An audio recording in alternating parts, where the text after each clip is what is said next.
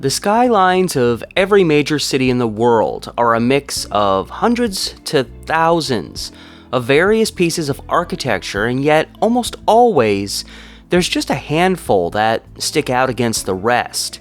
Some because they're impossible to miss, and some because we've been trained to recognize them. Whatever the reason for a given person, if you pay a glance to the north end of downtown Portland, Oregon, that piece of architecture is the city's Union Station, best recognized for its tower complete with a clock and the electric sign reminding everyone to go by train. I've talked about Union Station a time or two on my channel, but most of the time I've talked about it in relation to building a replacement, which strangely became a subject of reoccurring discussion during the 1910s when the original was only 20 years old. But the original remains to this day, and it's still one of the city's most remarkable buildings. Everybody knows this station, which officially opened on February 14, 1896, Oregon's 37th birthday. But did you know how long it took to get there? The station's origins date back more than a decade before this, and the groundwork for it began in 1890. So why did it take nearly 6 years for this place to get done? Well, there's a lot of reasons, and we're going to take a look at that in this video. The long and arduous journey of turning a swampy lake north of town into a city's first and only great train depot.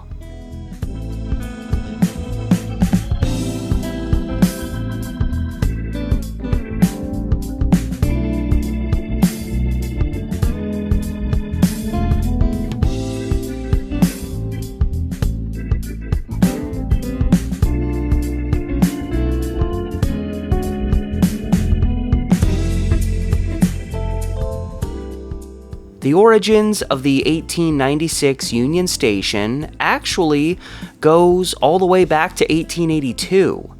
The age of the railroad was still fairly young and yet expanding at a rapidly increasing rate, and the city of Portland was yet to have a main train station for visitors to the city to arrive at or for those leaving town to depart from. It was into this world that a key 1800s figure in Portland came to prominence, and that was a man named Henry Villard. As a railroad man whose ties to Portland went back into the 1870s, Villard is perhaps best remembered locally for wanting to construct the city's first great hotel.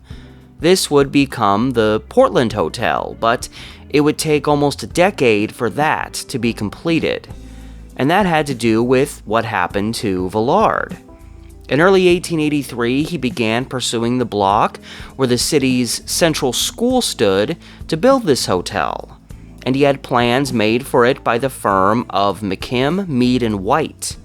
And this same firm, based out of New York, would also be brought on for another Portland project, even earlier than that.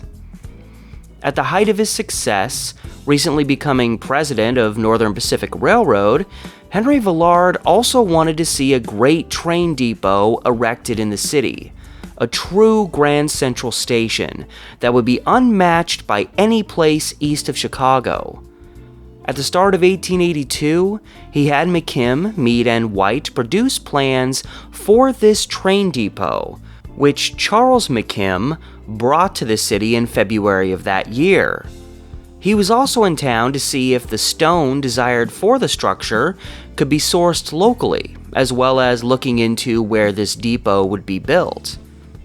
Also in this year, in August, a Northern Pacific Terminal Company would be established to acquire property, erect depot buildings, as well as railroad bridges, and laying tracks down, among other things. This company would preside over the long effort of creating Portland's great Union Station, and it was openly acknowledged that this was going to be a remarkable building, and it was going to be very expensive. And as far as that planned location for the depot, The plan was always to put it in the general location where it stands today.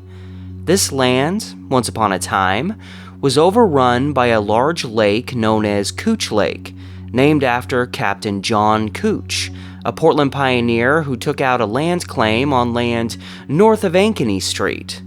This was the land that Union Station would be built on, an area historically known as Couch's Addition. And even back in 1882, a petition was taken out to vacate several streets in the vicinity of Couch Lake in an effort to prepare to build there.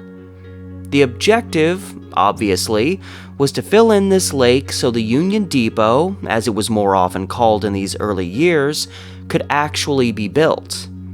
A filling in of the lake as a whole would also create several new, dry blocks to the north end of town, awaiting possible development. Couch Lake, like a lot of other waterways in earlier Portland, was marshy, full of often stagnant and smelly water, a place that some locals used as their own private trash dump. And while it's thought by some that the filling of this lake did not start until the construction of the Union Depot began, it actually started back in June of 1882. It was noted that this fill project would be long, tedious, and expensive. But only a small amount of this fill work would be done. With the onset of an economic panic that would start in 1882 and end in 1885, with the years in between being the most difficult. A major factor in this depression was the overexpansion of the railroad, which Henry Villard played a key role in. Pushing through to complete lines for Northern Pacific had put the company in serious debt, leading to Villard resigning as the company's president in 1884. He would leave town shortly after, leaving only a planned Union Depot and a Portland hotel only partially constructed. And with the economy lagging into 1885, this depot plan was put on the back burner, unknown exactly when it would be revived, if ever.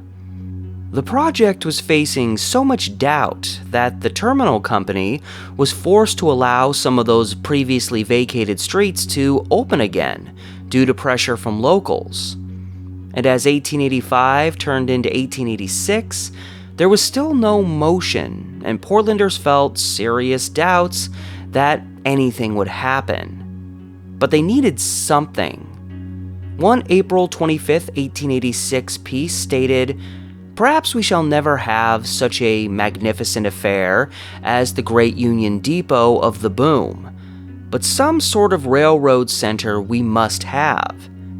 Even amidst the economic struggles, everyone knew the railroad would only continue to grow, and Portland would need to meet that head on. Finally, by late 1886, the clouds seemed to be lifting. Clear economic improvements were noticed, and it was looking more likely that at least serious projects like the Great Union Depot and the first Morrison Bridge would actually happen. By September 1887, an agreement would be reached between the Oregon Railway and Navigation Company and Northern Pacific Railroad to build that depot. But it wouldn't be the same plans as those created in 1882. And this agreement would be reached more than 8 years before the depot would be finished. Included in these plans was the added creation of a freight depot and a large railroad yard, all in the area of Couch Lake. By this time, it made sense to keep a depot planned in this area with the coming construction of the original steel bridge, which would also be Portland's first railroad bridge across the Willamette River. This bridge would be coming in on the west side of the river, just a couple blocks to the southeast of where all of this construction was set to happen. Work began again on filling in, albeit slowly, Couch Lake, again with this work needing to be done before the new land could be built upon. While fairly shallow, it's important to understand how large this lake was, several blocks by several blocks. And as was the norm during this time, people continued to use the lake as their own dumping grounds, something that local papers joked as the citizens of town trying to do their part in filling in the lake. Knowing this fill work would take a long time, as would the depot that followed, a small depot was constructed on 5th Street between H and I Streets, or Hoyt and Irving Streets today. This location was to the immediate south of the modern-day Union Station.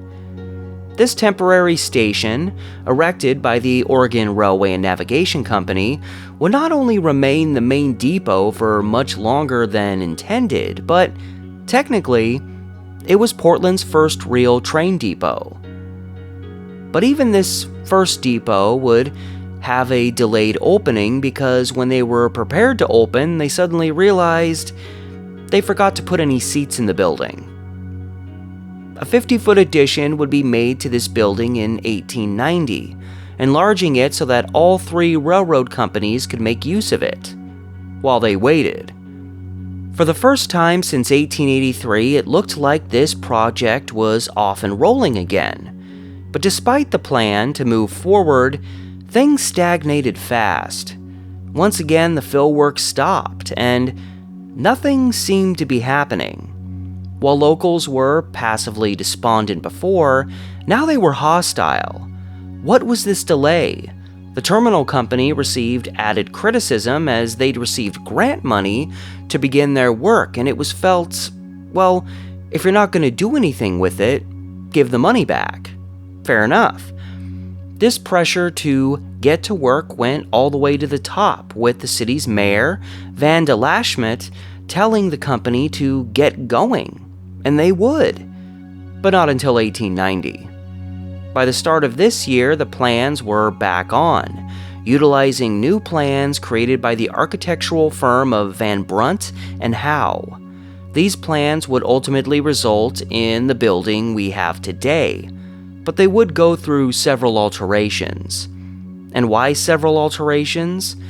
Well, the depot would be built through the cooperation of 3 different railroad companies: Union Pacific, Northern Pacific, and Southern Pacific. You get 3 railroad companies in one room, are you going to expect unity on everything? There was a lot of work to get done. Namely, there was still 800,000 cubic yards of fill needed to complete filling in the lake, where the depot would be. While immediate plans were to run train cars full of fill in to be dumped into the lake, with these needs, it was clear a dredge would need to be built by the Willamette River to take fill from there. And fortunately, the lake and the river were right next to each other, allowing a dredge to run the fill through a long pipe into the lake itself. Come June 1890, a contract was let to the Bowers Dredging Company based out of Tacoma, Washington. But despite this hiring, the fill project was going to take a long time. It was going to take 5 months alone to erect the dredge itself, during which time fill would continue to be brought in by train cars. And even once the dredge was complete, it only produced 50,000 cubic yards of fill per month. This meant if only the dredge had been used to fill in the rest of the lake, it would have taken 16 months at least to complete the job. But it was fine. Whatever it took to make the city's Grand Union Station a reality. In the first of many such claims, in an April 24, 1890 article, the statement was made that the people of Portland could be rest assured that they were going to have their terminal needs met and a depot with it that would rank among the best in the nation. This would be only one of the many times over the next couple years where a newspaper would say, "No worries, this depot is coming and nothing is going to stop it." And then something stopped it. But before that, let's look at some of the first reported details on what this great depot was supposed to look like. At a projected cost of around $300,000, as part of an overall $800,000 terminal plan, it would have its main entrance in the vicinity of 6th and J Street, or Johnson Street today. The building would be 500 feet long with an average width of 80 feet and stand at 3 stories tall with a tower just above its main entrance. It would be primarily built of brick with some stonework.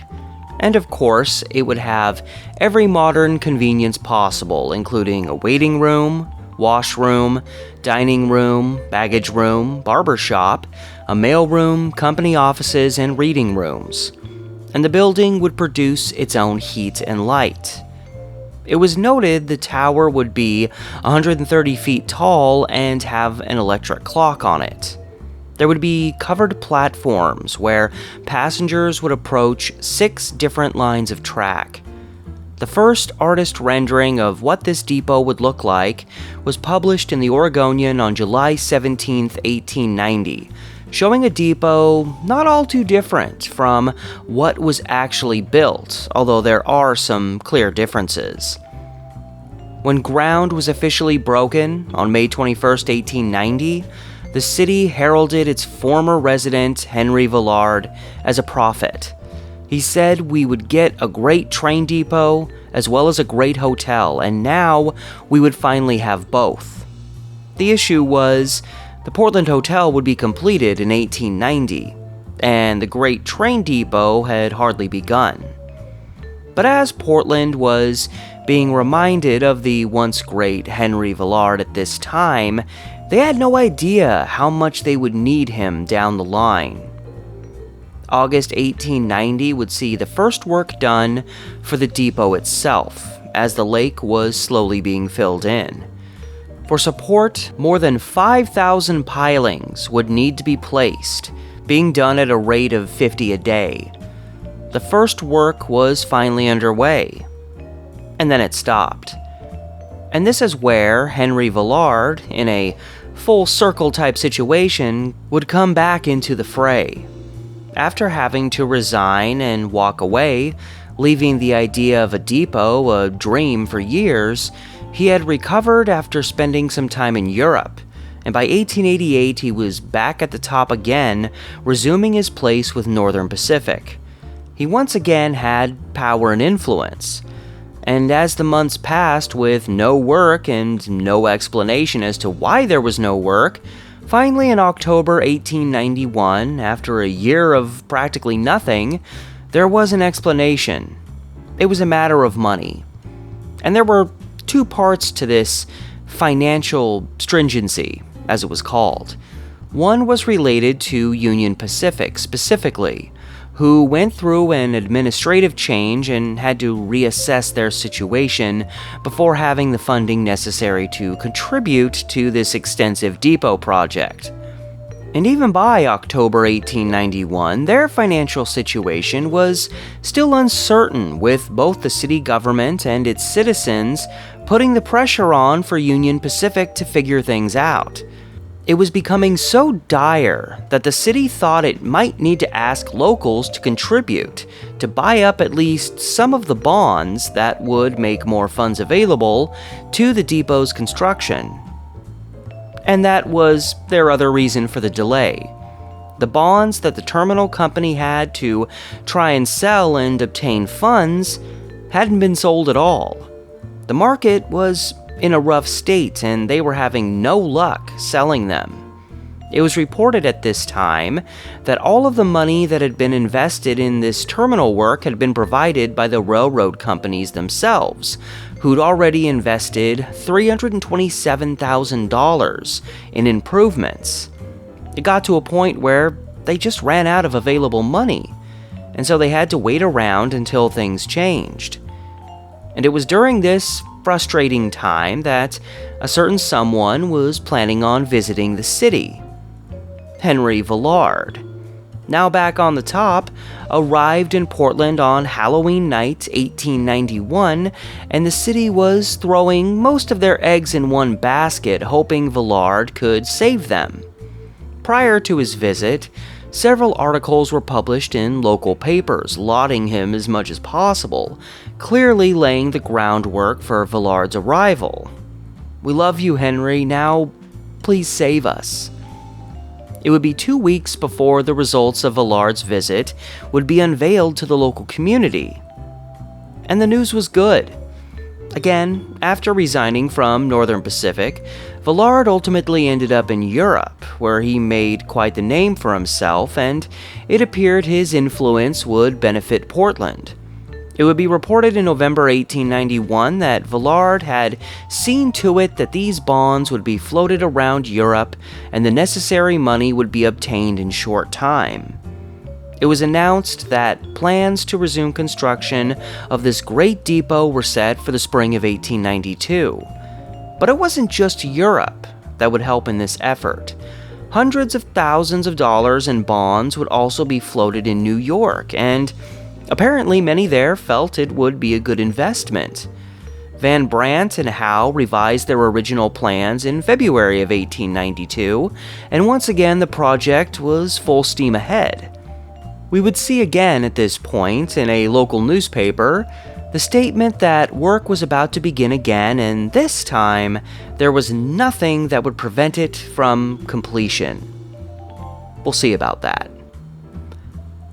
Work would not resume in the spring of 1892, but this was due to high water levels as we still had a river close by and a lake that had only partially been filled in. It wouldn't be until July that bids would start being taken for this depot project, which at the time was set to cost nearly $500,000 and take approximately 16 months to build. The contract would be awarded to Robert Wakefield and his firm of Wakefield and Bridges to build this historic structure, and within days, plans were set to resume filling the lake and continuing the process of putting in piles. With locals still frustrated that so little work had been done on a project announced years earlier, the counter-statement made in local papers was that this depot would be so breathtaking that when it was done, everyone would forget how long it took to build it. But this kinda went without saying. Seldom when a construction project is finished do people stay focused on how long it took. It's the projects that are never finished or never happen that are more remembered for this reason. And then, when the water levels were finally down and work could finally resume, another delay. The original plan was to have a stone foundation placed down to build upon, but the decision was made to look into concrete as a possible alternative, right when work was about to begin again. By the fall of 1892, once again there appeared to be nothing happening. Not even serious work filling Couch Lake, which had no effect on what type of foundation was to be used. Despite the contract to build the superstructure already let to Wakefield and Bridges months earlier, it was now felt that the earliest this work could begin would be the spring of 1893. And we'd already seen what happened when they said work would take off again in the spring of 1892. By the start of November 1892, finally, it was said the work would begin in a week, with a focus on continuing to fill the lake and getting work started on the building's foundation. And then a strange little interlude happened. Again, as work was just about to resume, suddenly, the Bauer Dredging Company, who had been doing the lake fill work, expressed that they were giving up on any further work producing this fill. At this point, there was not enough fill on site in the Willamette River near the planned depot location, and thus any further fill would need to be obtained from somewhere else, only adding to the time it would take to finally make Couch Lake disappear. It was reported at this time that 300,000 cubic yards of fill was still needed. The desperation was so strong that a consideration was even made to run fill down from the vicinity of Maclay Park. This is what was reported at the time, but then Bauer's Dredging was back at work obtaining fill only a couple months later. I found no explanation why any of this happened, Whether the dredging company was mistaken in their claim or if they moved the dredge a short distance to where there was more fill, which would be unlikely as this would take a lot of time to do. But whatever the case, the work had resumed. Even so, it would not be until February 1894 that the Couch Lake fill would be completed. And even this was only in reference to the terminal company's property, and the lake went far beyond that.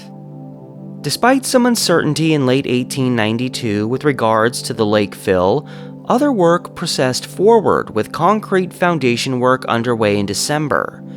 For this work, Robert Wakefield invented his own concrete mixing device to help the work move faster. In fact, this foundation work would be reported as the first aspect of this depot project where work was being done ahead of schedule. On March 5, 1893, a more detailed drawing of the planned depot was published in the Oregonian, showing an almost flawless presentation of what would later be a reality. Further adjusted plans by Van Brandt and Howe were provided in January of 1893, just prior to building construction taking off.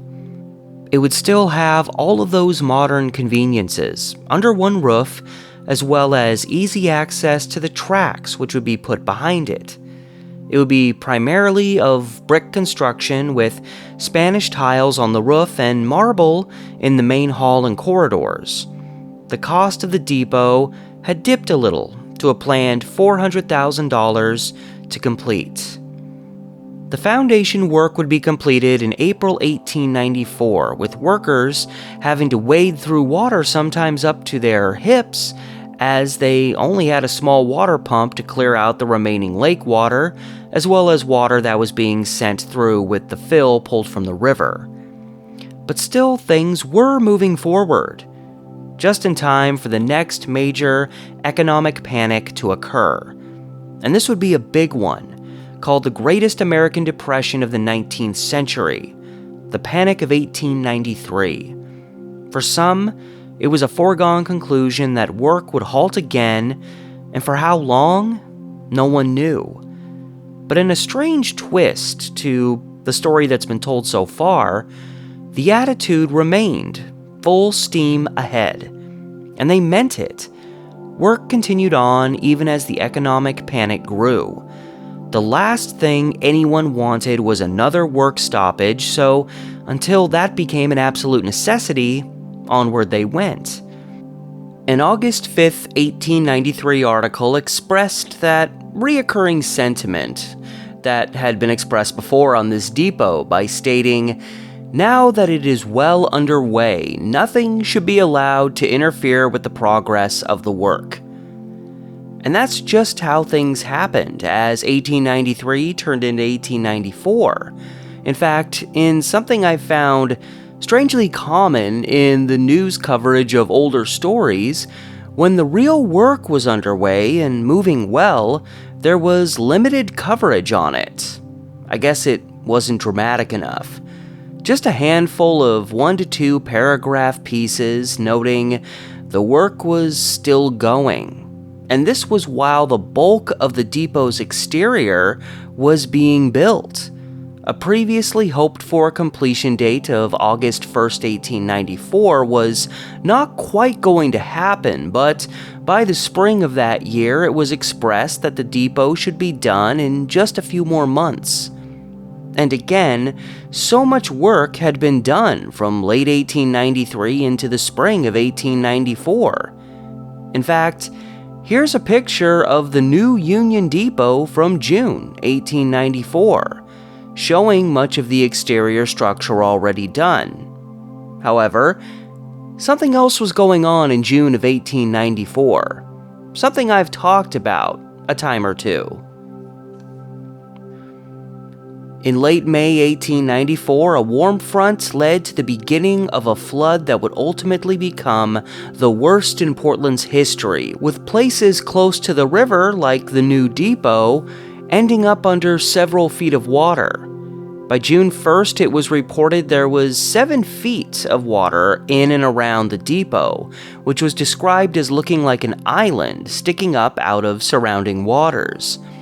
Because doors and windows had not been installed yet, several people ventured inside the skeleton of the depot by boat, one man of which claiming to have caught a large fish while inside. Other than this, the area of the depot and nearby terminal yards would become a ghost town for a time and a gathering place for all of the wood that had broken away from the many elevated sidewalks that had been built around town. A delay would inevitably follow, but at the same time, the new depot was lucky in that little interior work had been started. Certain places were destroyed or required lots of time and money to repair, but other than its existing walls, there was little for the flood to destroy here. By mid-June, with the waters slowly receding, workers were quickly back on site to engage in repairs and get things moving forward again. Worst flood in history or not, this was not going to be another momentum breaker. And yes, the flood was only a short-term obstruction, but shortly after this, there would be another railroad shakeup involving Union Pacific. This led to another delay in necessary money being provided on the project, which, as of the fall of 1894, there was still a few $100,000 of work to be done. This matter would be resolved by January 1895, allowing the work to continue, of which there was still reportedly 4 to 5 months of work left to do. This was another example of the drama that can arise when multiple companies are involved in the construction of one thing. Oh, and that said, work didn't start up immediately, because apparently the 3 railroad companies involved couldn't come to a complete agreement on whatever work was left. And because it was the 1890s, it took the sending of several telegrams back and forth before they achieved a collective objective as to how this depot should be completed. Finally, in late March 1895, the work would resume, and it would actually continue on unabated until the depot and its nearby annex building were completed. But even then, it took much longer than 4 or 5 months. It would take almost another year. The bulk of this remaining work was on the interior, along with the laying of tracks and the completion of that iconic tower at its center, the piece of the depot that stands out more than any other. While several different heights were published in local papers with regards to how tall this tower would be, it would end up erected at a height of 150 feet. After the tower's completion, in July 1895, 4 12-foot in diameter clocks from the Seth Thomas Clock Company were installed on this tower. By early June of this same year, the work was advanced enough that drawings were published in the Oregonian showing off how several parts of the depot looked. By the start of 1896, the work on the new depot, or Grand Central Station, or Union Station as we call it today, was down to its finishing touches. Nearly done, the realization of its beauty and grandeur, something locals had been waiting for since the end of the last decade, was finally realized. It was one of the most beautiful pieces of architecture in the city, the best railroad center on the West Coast, and, without argument, the finest depot west of Chicago. And, yeah, there would be one last minor delay before the depot finally opened on February 14, 1896. It was reportedly completed and good to open 11 days earlier, but it was imperative to everyone involved that Frank M. Howe of Van Brunt and Howe made a trip to Portland and gave his acceptance of the building as one of the minds behind it. I can appreciate this. How often do you think nowadays a place this significant would have its opening day delayed several days just so one of its architects could come out and say, "Yep, I like that"? But the primary reason a delay happened in this case was because Howe took sick at the start of February, and the decision was made to wait his ailment out. Heck, the city had waited years at this point. What was a few more days? The official opening day was, understandably, a major event in town, with a large crowd turning out, only a limited few actually there to travel somewhere. It started at 1 p.m., allowing locals to venture inside this new depot, which admittedly still had some electrical work to finish, and drink in that wondrous first impression. And at 4 p.m., the first train to depart from the new depot headed south to Salem. Interestingly enough, this first departure, a historical event itself, was only watched by about half a dozen people who happened to stumble onto the scene by accident. The first ticket purchased was not made by a customer, but rather an excited ticket checker who worked for the depot.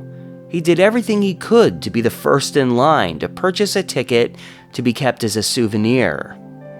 The first ticket obtained by an actual passenger was obtained by a Mrs. A.S. Boyer, who hopped a train with her 2 kids for the long trip to Ontario on the eastern Oregon border with Idaho. Something else going on during this opening was the relocation of office items and furniture to the new depot from that temporary depot that ended up operating for almost 7.5 years. Why they waited to do this till opening day, I don't know. Even employees expressed they should have bumped back opening day another day because the large crowds made it very difficult to move everything from one building to the other. Or, you could have moved all this stuff the day before the opening. They were just clearly chopping at the bit to get out of that tiny, short-term depot described as little more than an old shack in the end. On the same day as the depot's opening, the cathartic work of smashing this old depot to pieces was also undertaken. A small portion of the building would be salvaged and relocated to another part of town to be used as a store. So even opening day for Portland's Union Station was a little strange, but it was grand. After years of exhaustion, it finally happened, and yes, everyone in town was excited. It was Portland's first and only great train depot. Yes, they would forget in time how long it took to get it done. And it's not a dark story. There's no antagonists here. This wasn't that kind of drama. There were sometimes too many cooks in the kitchen, multiple economic panics, a city's greatest flood. But no cause for delay came as a result of a saboteur or neglect. It's really just another story, of which there are many, wherein a grand idea was conceived and perhaps there just wasn't enough thought given to what it would take to convert that idea into a tangible thing. Portland could have pursued a simpler, smaller piece of architecture, something that might have been replaced by now because it lacked any real charm or historic significance, and maybe it would have been completed faster and easier. But hey, what would have been the fun in that?